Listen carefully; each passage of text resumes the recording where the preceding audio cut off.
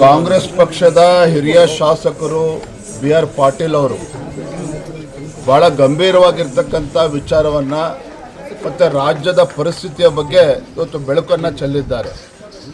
ಇವತ್ತು B R Patil ಅವರು ಇವತ್ತು ಹೌಸಿಂಗ್ ಡಿಪಾರ್ಟ್ಮೆಂಟಲ್ಲಿ ಯಾವ ಇಲಾಖೆ ಬಡಬಗ್ಗರಿಗೆ ರಾಜ್ಯದಲ್ಲಿ ಮನೆಗಳನ್ನು ಕೊಡಬೇಕಾಗಿತ್ತು ಅಲ್ಲೂ ಕೂಡ ಯಾವ ರೀತಿ ಭ್ರಷ್ಟಾಚಾರ ನಡೀತಾ ಇದೆ ಅನ್ನೋದನ್ನು ಇವತ್ತು ರಾಜ್ಯದ ಜನತೆ ಮುಂದೆ ಅದು ಬಿಚ್ಚಿಟ್ಟಿದ್ದಾರೆ.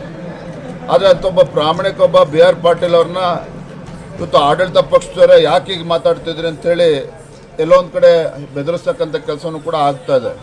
ಆದರೆ ಒಂದಂತೂ ಸತ್ಯ, ಕರ್ನಾಟಕ ರಾಜ್ಯದಲ್ಲಿ ಈ ಕಾಂಗ್ರೆಸ್ ಸರ್ಕಾರ ಬಂದಾಗಿನಿಂದ ರಾಜ್ಯದಲ್ಲಿರ್ತಕ್ಕಂಥ ಬಡವರಿಗೆ, ರೈತರಿಗೆ ಒಂದು ರೀತಿ ಶಾಪ ಆಗಿ ಪರಿಣಮಿಸಿದೆ. ಕಾಂಗ್ರೆಸ್ ಸರ್ಕಾರದಿಂದ, ಸಿದ್ದರಾಮಯ್ಯ ಸರ್ಕಾರದಿಂದ ರಾಜ್ಯದಲ್ಲಿ ಯಾವ ಬಡವರಿಗೂ ಕೂಡ ಅನುಕೂಲ ಆಗೋದಿಲ್ಲ.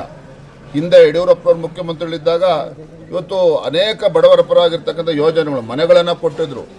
ಇವತ್ತು ಗಂಗಾ ಕಲ್ಯಾಣ ಯೋಜನೆ ಎಲ್ಲವೂ ಕೂಡ ಮರ್ತೋಗಿದೆ. ಇವತ್ತು ಭ್ರಷ್ಟಾಚಾರ ಭ್ರಷ್ಟಾಚಾರ ಭ್ರಷ್ಟಾಚಾರ ಬಿಟ್ಟರೆ ಏನೂ ಕೂಡ ಈ ರಾಜ್ಯದಲ್ಲಿ ಸರ್ಕಾರದಲ್ಲಿ ಏನೂ ಕೂಡ ಆಗ್ತಾ ಇಲ್ಲ. ಎಲ್ಲೋ ಒಂದು ಕಡೆ ಸ್ಟೇಟ್ ಸ್ಪಾನ್ಸರ್ಡ್ ಕರಪ್ಷನ್, ರಾಜ್ಯ ಸರ್ಕಾರವೇ ಇವತ್ತು ಭ್ರಷ್ಟಾಚಾರಕ್ಕೆ ಇವತ್ತು ಉತ್ತೇಜನ ನೀಡ್ತಾ ಇದೆ, ಬೆಂಬಲವನ್ನು ನೀಡ್ತಾ ಇದೆ.